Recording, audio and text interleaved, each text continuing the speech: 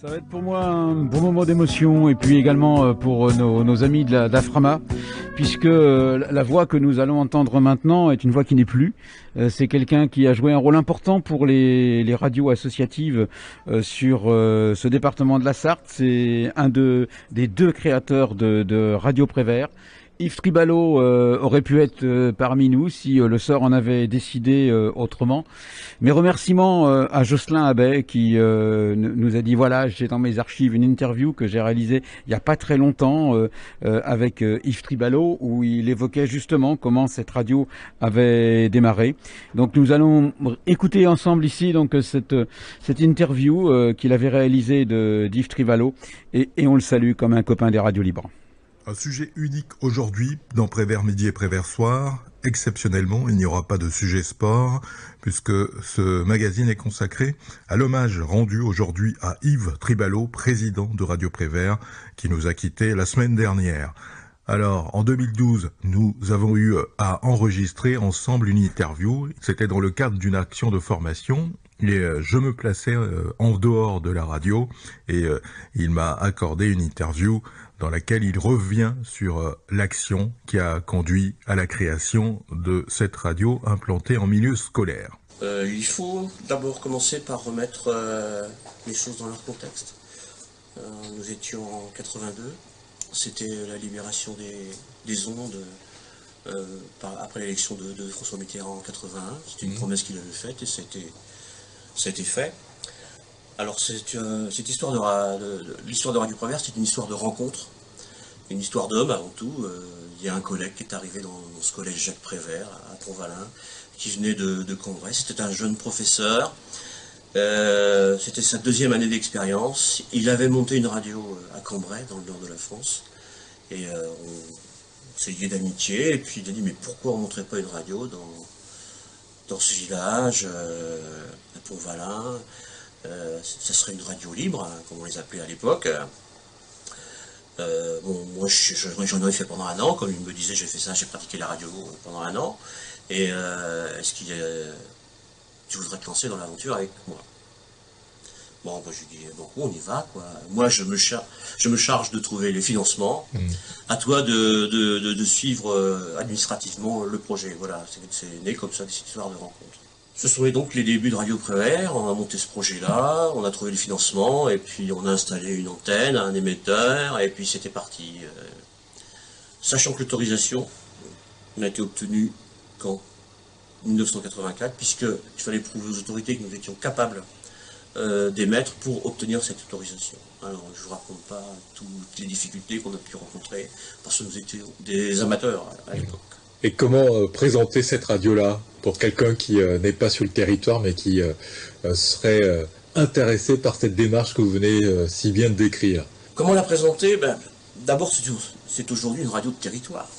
Au bout de 30 ans, elle s'inscrit dans un environnement particulier, qui est un environnement rural. Puisque les communes qu'il y a autour de Pont-Valin, dans un rayon de 20 km, ne dépassent pas 3000 habitants. Hein. Et ensuite, c'est une aventure aussi pédagogique, puisque la particularité de cette radio, c'est de proposer à des élèves de participer à la construction des programmes. Et justement, comment les programmes sont-ils élaborés? Quels sont les axes majeurs justement qui participent à la confection des programmes? Il y a deux axes majeurs. Pour moi, j'appelle ça les deux jambes de Radio Prévert. Et pour être stable, il faut avoir deux jambes. La première jambe, c'est l'information locale. C'est des priorités depuis toujours de donner la parole aux habitants du territoire. Ça, c'est le premier axe. Le second axe, c'est de faire participer les élèves à la découverte d'un média, la radio, et de devenir acteur de ce média, et l'utiliser aussi pour les professeurs, pédagogiquement. C'est un formidable levier pour faire écrire les élèves qui sont assez réfractaires à l'écriture, à travers la pratique de l'oral. C'est un petit peu alambiqué, mais c'est une bonne stratégie pédagogique. Est-ce qu'ils s'en rendent compte que c'est pas aussi évident que ça de faire la radio, parce qu'on pourrait se dire, on vient, on s'installe devant un micro, et puis ça y est, ça part? C'est la première découverte qu'ils font. C'est à savoir que la radio, c'est d'abord de l'écriture. Une écriture spécifique, parce qu'on écrit pour pour parler, c'est une écriture qui est destinée à être oralisée, et c'est tout le travail de pédagogie que doivent faire les enseignants. Et qui écoute Radio Prévert? Les habitants du territoire. Hein. On vient, pour faire le point au bout de 30 ans, on a décidé de faire une étude médiamétrique, une étude ad hoc. Bon, ça nous a rassurés parce qu'on a quand même 11 900 auditeurs. Donc c'est une étude qui a été faite là, en 2012, toute fraîche. 11 900 auditeurs, c'est pas mal pour une radio comme la nôtre, hein, qui émet quand même sur un territoire, un micro-territoire, qui représente 1/7 du département de la Sarthe. Alors notre grande surprise aussi, c'est de découvrir que, à travers cette enquête, qu'au bout de 30 ans, il y a des gens, des personnes qui habitent ce territoire qui ne connaissent pas Radio Prévert, même pas le nom. C'était alors ce qui ouvre un chantier important pour notre radio, c'est de partir à la conquête de ces auditeurs qui ne connaissent même pas Radio Prévert. Donc ça, c'est un des challenges que vous allez relever pour le futur? Oui, c'est le premier challenge à relever, c'est de développer justement l'information, je dis non radiophonique, hein, parce que bon, s'interroger sur les raisons pour lesquelles ces gens ne connaissaient pas Radio Prévert, c'est sûr que s'ils n'ont jamais écouté Radio Prévert, si personne ne leur en a parlé, et si on n'est pas présent visuellement, on n'existe pas. On n'existe pas. Ce qui explique que 47% des personnes interrogées ne connaissaient pas Radio Prévert.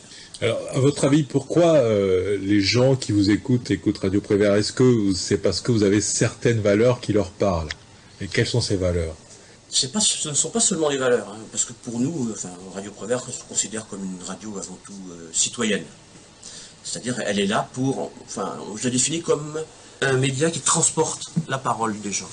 Pas seulement les acteurs politiques des territoires, les acteurs économiques, mais de tous les citoyens qui s'intéressent au développement de ce territoire. Nous sommes des porteurs de parole.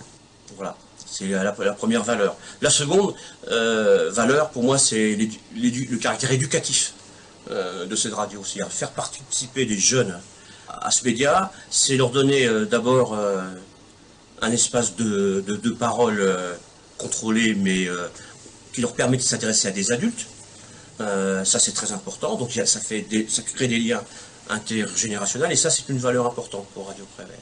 Et le fait que vous soyez sur le secteur de Panvalin et le secteur de la Flèche?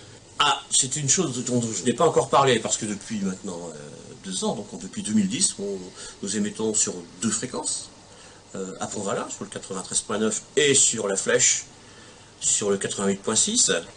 Et nous sommes la seule radio associative à bénéficier de 2 fréquences en Sarthe, et en plus de bénéficier de 2 studios. Donc nous avons créé un petit peu ce qui existe au niveau de la presse écrite. À savoir, on a une locale, mais on sait pas. La locale, ce serait la Flèche.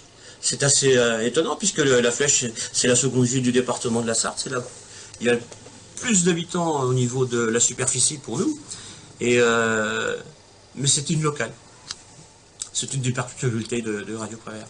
Bon, c'est quand même mais il y a un lien qui existait avec la Flèche. Il faut savoir que depuis quand la radio a été créée, tous les élèves partaient au lycée à la Flèche.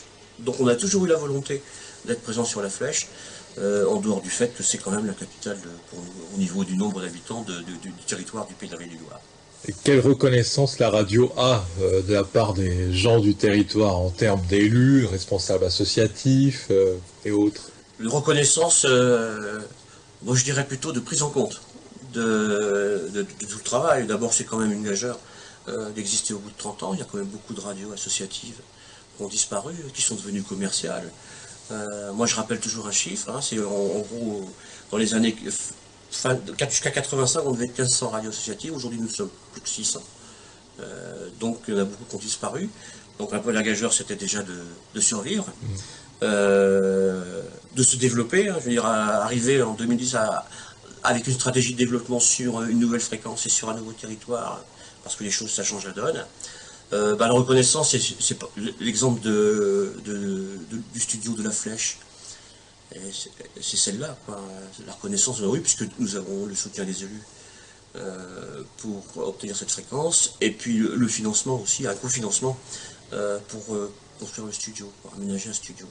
Et ça, c'était important d'avoir ce soutien-là, sentir que c'était un outil qui a acquis une certaine importance aux yeux des habitants du territoire. c'est un outil, et c'est un outil indispensable, puisqu'on constate quand même qu'il y a un recul de la presse écrite, que les radios commerciales ne se préoccupent pas du tout d'information, que même si en même temps nous sommes arrivés à la Flèche, en même temps que France Bleu arrivait également à la Flèche. Mais c'est dur de couvrir un département comme la Sarthe. Hein. Donc ils n'ont pas de local à la Flèche, ils ont une fréquence, mais ils ne sont pas présents physiquement. Et donc on assure une mission, ce qu'on appelle de communication de proximité sociale, sur l'ensemble du territoire, qu'aucun autre média n'est aujourd'hui capable de faire, puisqu'on voit bien qu'il y a une disparition des correspondants locaux dans la presse écrite. Et donc nous, voilà, c'est d'être encore de plus en plus présents. Quoi. Et le développement de Radio Prévert, pour vous, c'est quoi? Le développement, c'est-à-dire ce qu'on souhaiterait, le développement de Radio Prévert, ça passe par ça, de la sécurisation des emplois. Puisque bon, dans les années 80, il n'y avait aucun salarié. Aujourd'hui, il y en a trois personnes en CDI, pour couvrir les tâches que nous avons décidé, nous avons choisi, à savoir les tâches d'information. Il serait souhaitable que nous soyons 4, qu'il y ait 4 salariés. Donc il faut trouver les financements, convaincre les élus de nous aider dans le financement de ces emplois. Voilà, les tâches, c'est de développer l'information de proximité. Aujourd'hui, on a en gros 10 personnes qui interviennent sur l'antenne sous forme d'interview, de reportage. C'est pas mal. L'objectif, ça serait de passer à 12 ou 13, 14, 15 quoi, dans les années à venir. Et puis, autre objectif, c'est développer la pratique de la radio chez les jeunes. Quoi. Bon, les conditions ont un petit peu changé en 1980. Je trouve que les enseignants avaient plus de latitude de pratiquer la radio. Aujourd'hui, ils sont beaucoup plus contraints au niveau de l'espace-temps pour pratiquer la radio avec les élèves. Quoi. Mais à la Flèche, puisque nous sommes dans un centre de loisirs pour la jeunesse, c'est une chose que nous voulons et nous souhaitons développer. Quoi. Donc il y a continuité entre les deux sites. Ah oui, il faut que les deux jambes, elles existent toujours. Quoi. C'est essentiel. Et quels sont vos meilleurs souvenirs dans cette aventure qui dure depuis 30 ans maintenant? Des souvenirs, j'en ai plein. D'abord, le grand souvenir, c'est quand même cette rencontre avec Philippe Figol, j'ai pas donné son nom, qui a rejoint sa Lorraine natale. Hein. Au bout de 10 ans, il est parti de la radio pour rejoindre le territoire où il était né. Ça, c'est d'abord une rencontre forte, c'est une histoire d'amitié, un projet qu'on a amené au bout qui vit encore, et puis je suis encore toujours ami avec lui. Hein. Un autre grand moment de Radio Prévert, c'était quand Monsieur Fabius, alors ministre de l'économie et des finances, s'est invité à Pont-Valin lors du lancement de l'euro et a souhaité réaliser une émission avec des élèves, et puis qu'il les a invités après à visiter Bercy. C'était un événement pour des gens qui habitent Pont-Valin, quelque chose d'extraordinaire, puisque c'est la première fois qu'un ministre venait à Pont-Valin dans l'histoire de cette commune. Donc c'est quelque chose qui obligatoirement marque pour moi. Quoi. Et il n'est pas le seul ministre à être venu? Le seul ministre en exercice, parce que nous avons aussi, mais il était alors président du conseil régional, c'est celui de M. Fillon, qui revenait d'ailleurs d'une interview de Radio France Internationale dont il avait été très déçu, et qu'il avait félicité le journaliste de l'époque, qu'il avait interrogé sur les orientations du conseil régional des Pays de la Loire, qu'il l'avait félicité pour la qualité de son interview. Merci beaucoup, c'était en 2012, interview réalisée avec Yves Tribalo, auquel je veux dire merci pour tout ce qu'il a fait pour Radio Prévert, pour tout ce qu'il a fait pour toute l'équipe de Radio Prévert. Nous mettrons tout en œuvre pour que la radio qu'il a cofondée il y a un peu plus de 30 ans puisse continuer à exercer cette mission de communication sociale de proximité.